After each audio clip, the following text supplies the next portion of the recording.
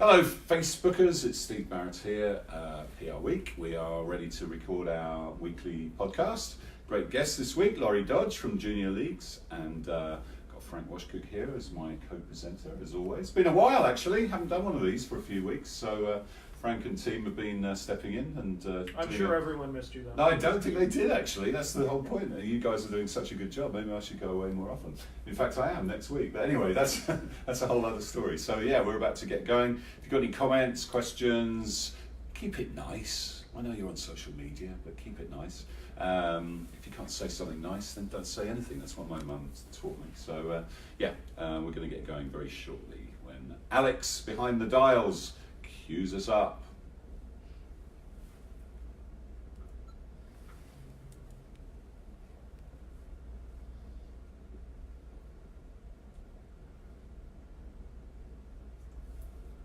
Hello and welcome to the PR Week, PRWeek's regular weekly roundup of everything that matters in the worlds of PR and communications. My name's Steve Barrett. I'm the editorial director of PR Week. Good to be back with you listeners. I've been away for a few weeks in Davos and other places, and Frank Washkuch and team have been doing a fantastic job stepping in. And speaking of the man himself, Frank, how are you doing? I'm doing well. It's been a while. Well. Yeah. How are you doing, sport? Sport. Sorry, it's a little internal joke there. Sure is. Yeah. Are you good? I'm Enjoy good. the Super Bowl? I'm good. Yeah. Thrilling, yeah. wasn't it? Thrilling.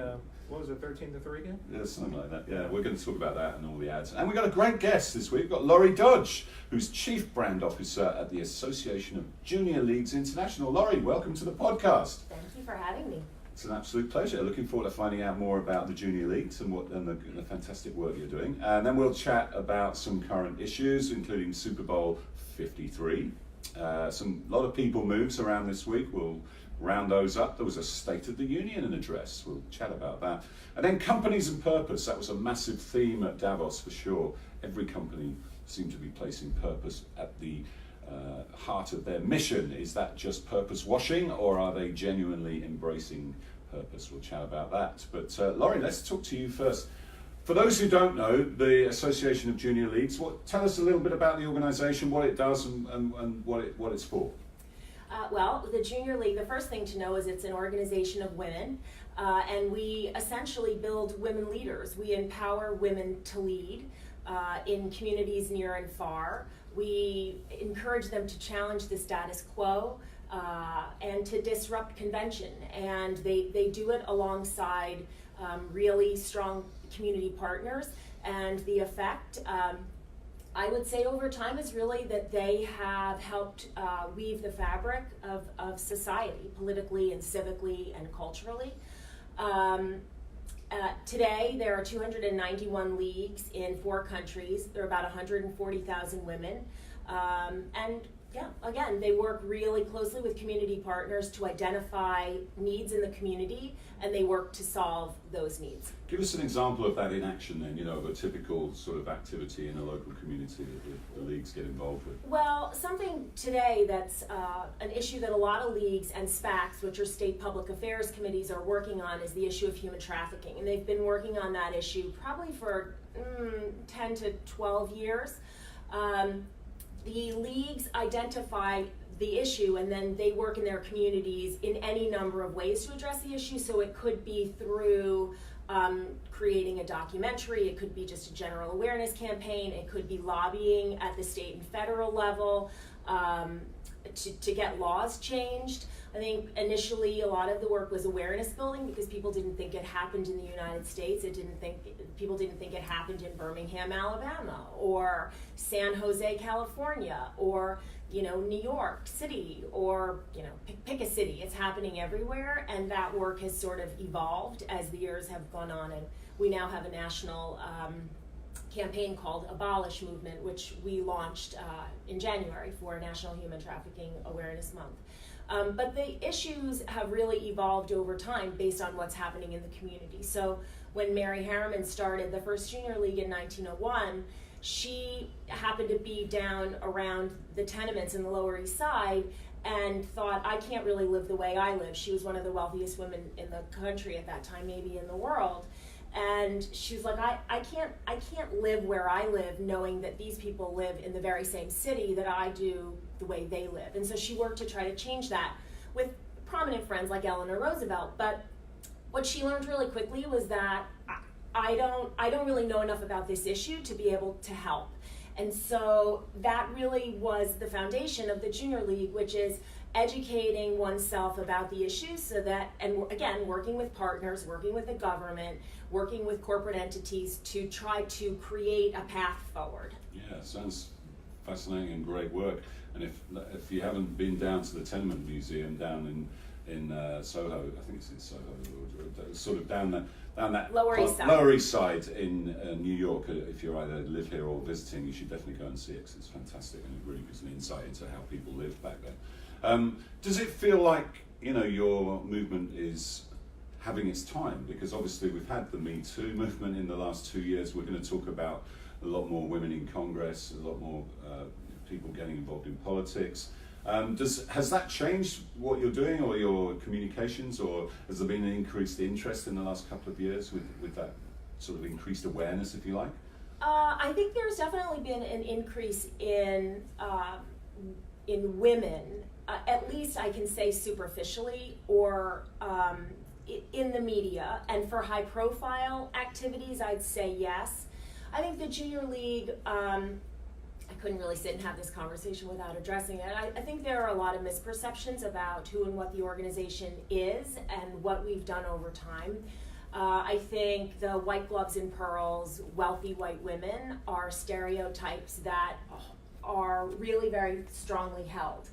And even when people understand what we do, there are just certain people who won't give up on the misperception, which to me is super unfortunate because the women have done extraordinary work.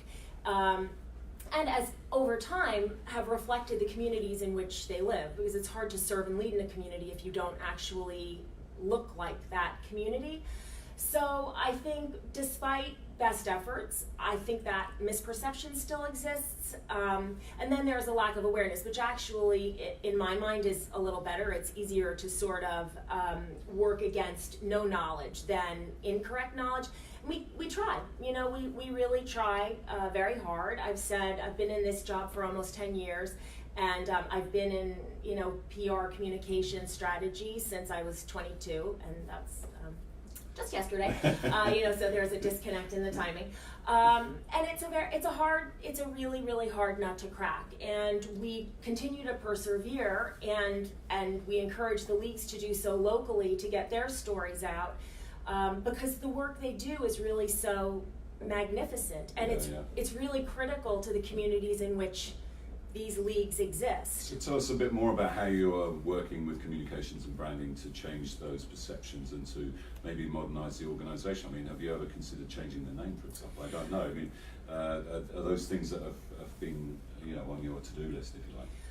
The name change might be a difficult one. We set up a brand task force, not to get in the weeds what this is. Well, we like getting in the weeds. This is sort of where we are.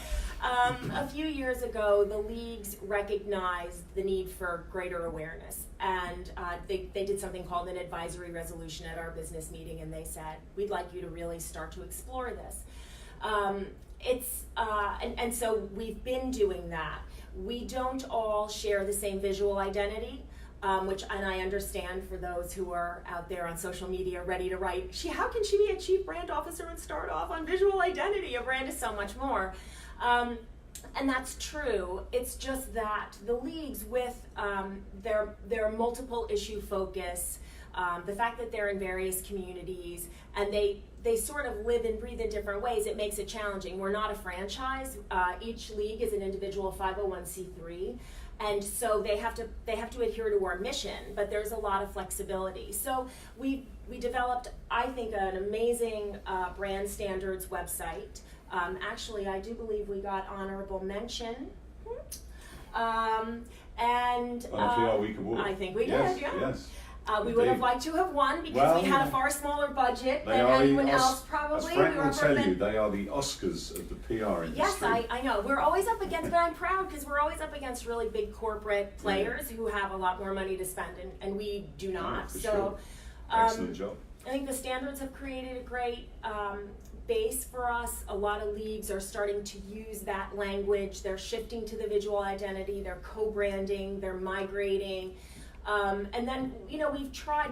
I think we produce really amazing content. It's just that people traditionally haven't been coming to our site to look for it, and so it's finding more ways to do more op-eds and to be in the media. But again, even when we try to go out for media, so thank you for this amazing platform, even with extraordinarily well-respected reporters, there's a preconceived notion. So they'll meet with us, they think what's happening is really great. They go back to their editors who may or may not want to shift their perception. So we're trying. We all know so how thank cantankerous those editors are, don't we? Yeah, that's not to say anything disparaging against them. I appreciate it, and I appreciate the limited space. Sure.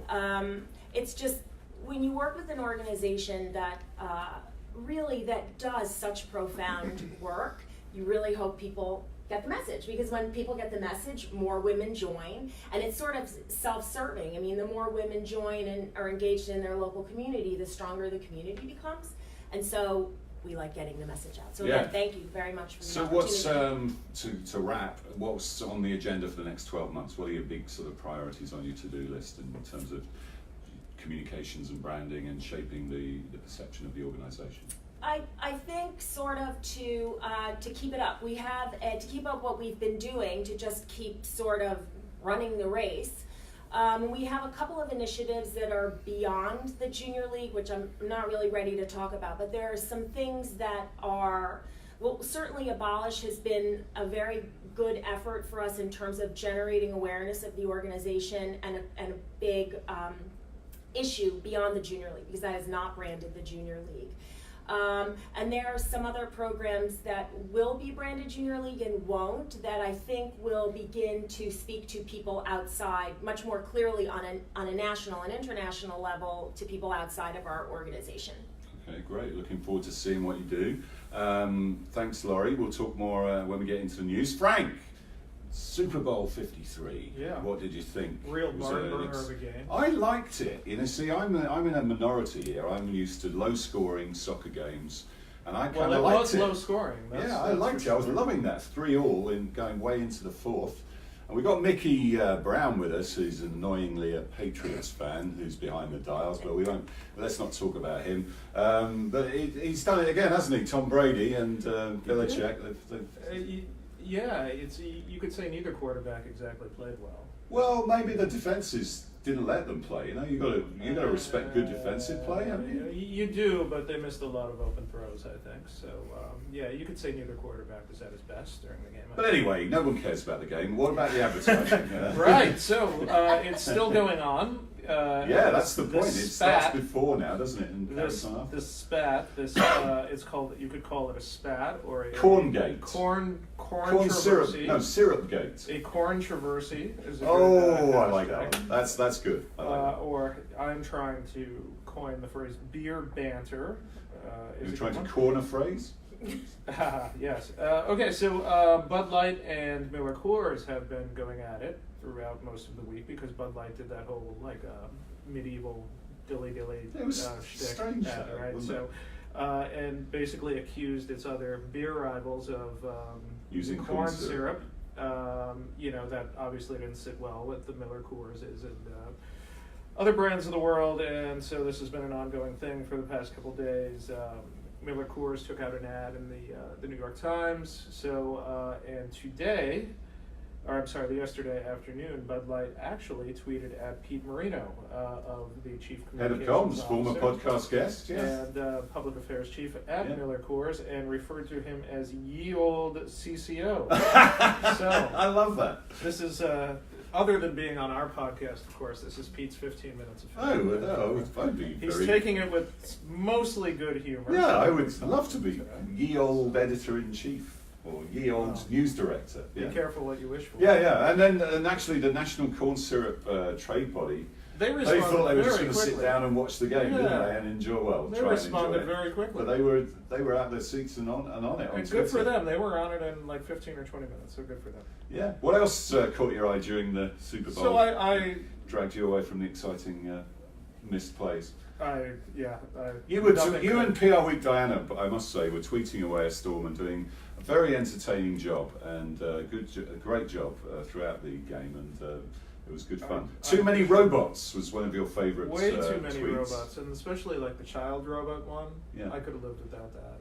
Yeah. And I could have lived without Mr. Peanut's bit on Twitter. Well, that actually got good reviews. Yeah, I but know. you've always been a contrarian. It wasn't a for me. corntrarian, haven't you? It wasn't for me. So the Google ad about benefiting veterans was a good spot, I thought. And I thought the Microsoft spot about the way that its products help the disabled, the Everybody Participates theme was both very well done. And again, I have a line under the Corn Growers Association because I do feel like we need to give them a shout out for it.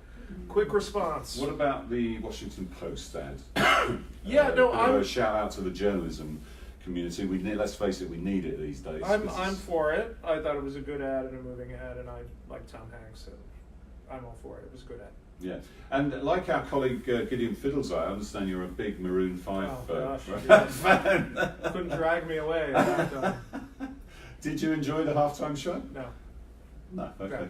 What about Big Boy? Well, I wish Big Boy was out longer. That was the thing for me, and I was really pulling for an Was it Outcast. a real fur coat? Do we think he was wearing? It may have been a faux fur coat. You'd have to I ask would him. hope But it was, I but was I pulling for an suspect it wasn't. Outcast reunion.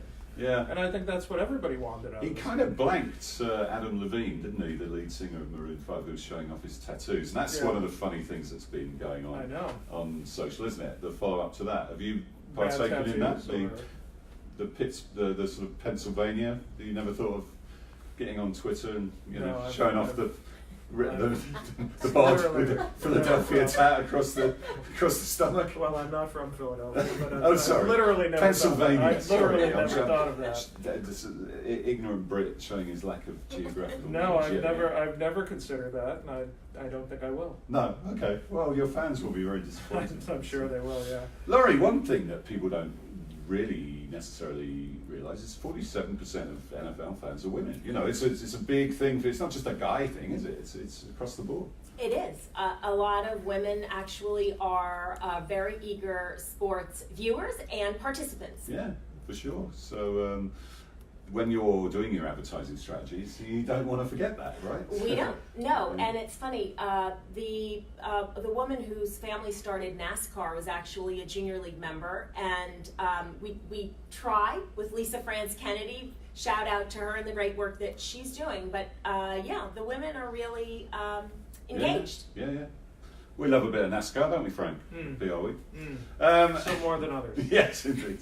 And in fact, the former head of communications at NASCAR is now head of comms at the NFL. Yes, good segue there. Thank you.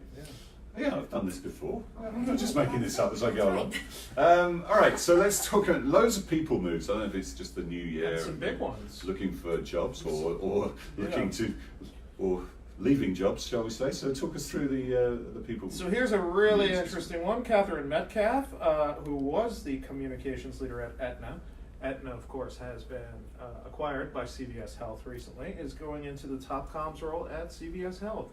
So very interesting, and that the person from the acquired company then gets the top job at the combined company. She mentioned to us they are mulling, perhaps looking at their agency partners in the next couple of months. Wow. So stay tuned for more news on that. Sure, our eager news hounds will be on that. I hope so. Yes, indeed. I'll be out there to check shortly. He will, listeners, he will. Who else? Caryn Marooney, Caryn Michael Marooney Gonda, is Luca leaving. Penati. Caryn Marooney is leaving Facebook for new pastures. She was, of course, As yet unspecified. Yes, she was, of course, the founder of the Outcast agency where she first started working with Well, Facebook. we've got an Outcast sort of theme going Yeah, we do. through the podcast. We do. Sometimes with the K, sometimes with the Yes. C. It's all good. So we're, do you think she wasn't totally thrilled about the prospect of working for Nick Clegg, the British politician who's come into Facebook? I don't know about that. I mean, maybe she's a liberal Democrat at heart. But it's. I can imagine that most communications people at Facebook were not thrilled at Sheryl Sandberg throwing them under the bus a couple of months That's ago. a very good point, actually. Yeah. Not claiming to have any inside knowledge of why she left. And Elliot Schrage sort of took one for the team, didn't he? Because he was on the way out. Yeah, that's a good point, actually. I hadn't thought of that. That's why I like having you on the show, Frank. You know, adding that context and wisdom and analysis and context. It's the beard, man. Yes, It's the absolutely. beard. It really helps. Michael Gonda, well known to our yoga aficionado Of which there are many. readers, as the head of comms at Giovanni, is on his way to McDonald's. He's going to report to Robert Gibbs, the top comms person at McDonald's in their Chicago Former headquarters. White House press secretary for. That's right. President And Luca Penati will be leaving Weber Shandwick's Bay Area office for shores unknown. Yes, indeed. So yeah, definite start of the year. People moves, lots of things happening. So lots of stories going around there. Let's talk about the State of the Union address. It finally happened It finally after the happened, government yeah. shutdown.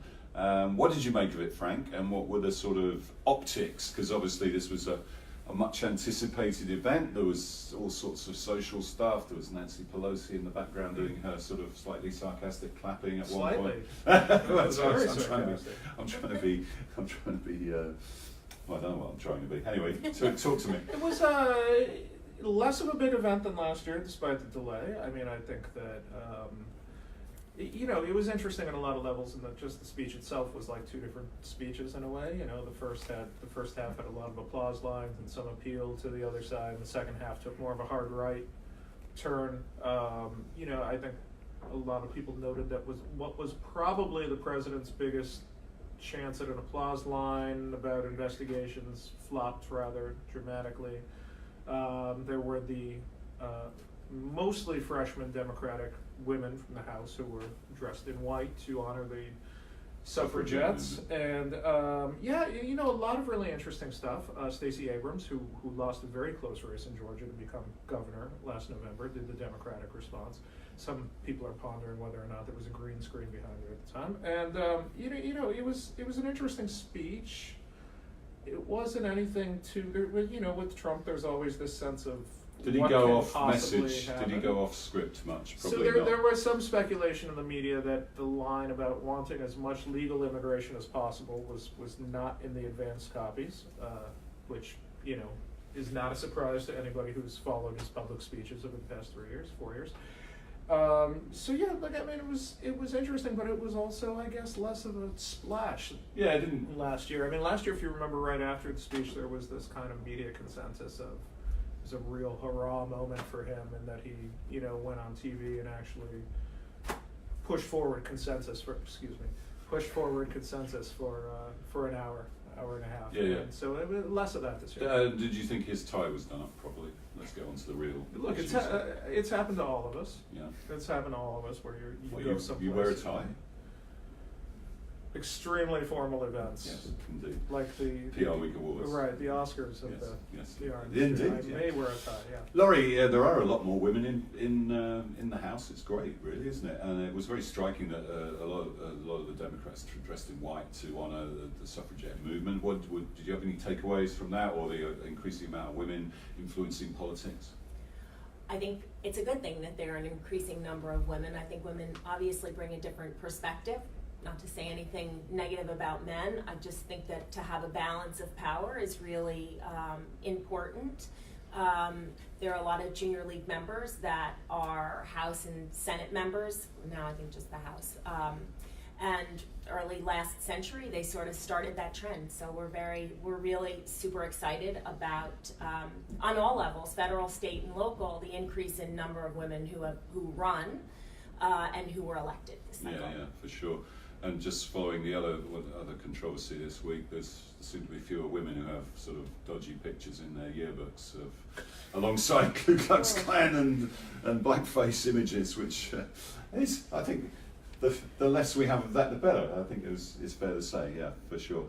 Let's finish on purpose. This is something that I definitely noticed in Davos, where the sort of the good and the great and not so good gathered. Lots of CEOs, lots of non-profits, lots of politicians, and purpose was just at the top of everyone's agenda. Was there a consensus that business is just not doing it well right now, or that it should be doing better in some areas? Well, I think that if you remember a year ago, Larry Fink, who's the Yeah. CEO of one of the biggest hedge funds in the world, BlackRock, he sent out Larry's letter and sort of said, we're not going to invest in companies that don't have purpose as a core part of their mission. And he followed that up this year and doubled down on it. And when someone like that, who's basically, they're all about money, they're all about investing, making money and profits. When someone like that comes around and says it, you know, people really take notice. And I think every single company pretty much, if you're going down the promenade in Davos, there's 150 storefronts all with different companies hanging out, and the mission statements were almost universally about purpose and trust and authenticity and a mission. And now you can sort of,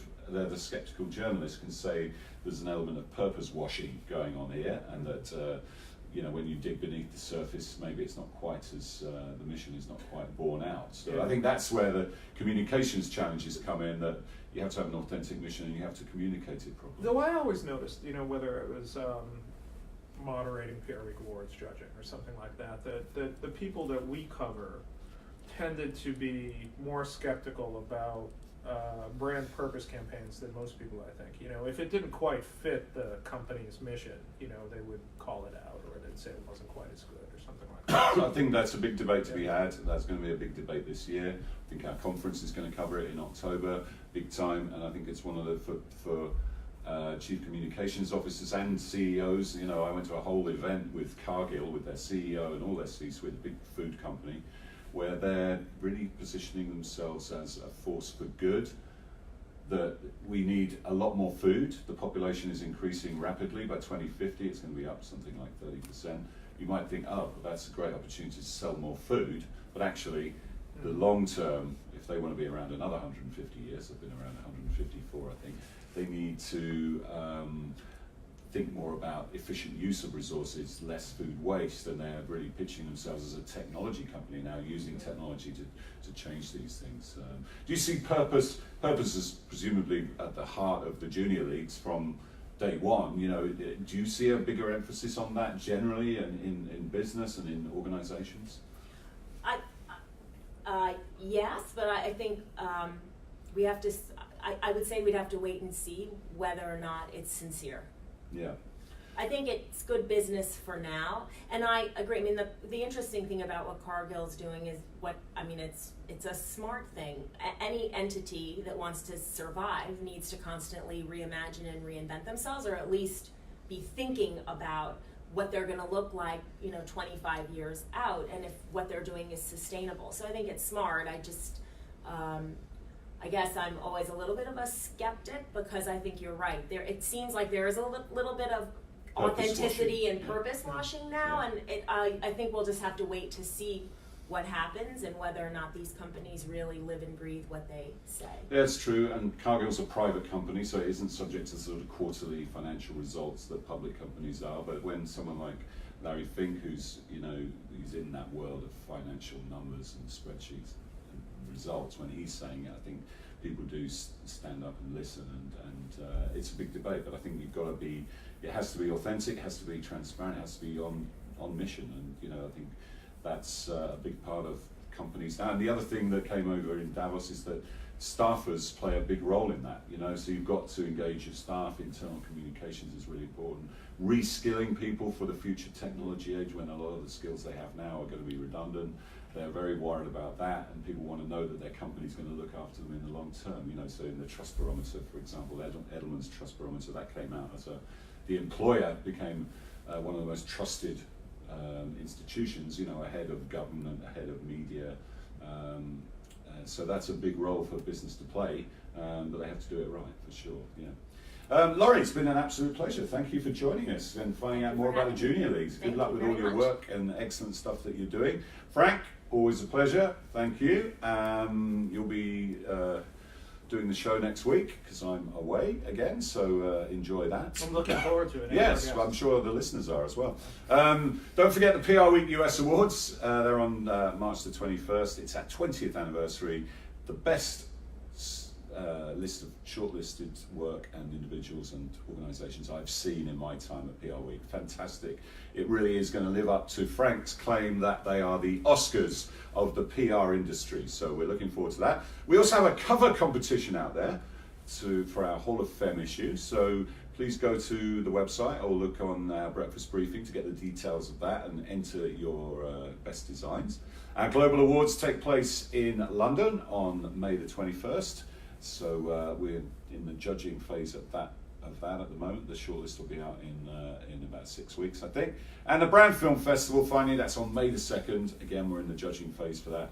Brilliant initiative we do with our sister title campaign, the Best Brand Films. Do come along to that in New York at the Paley Center for Media. But that's all we've got time for. We'll see you next time on the PR Week.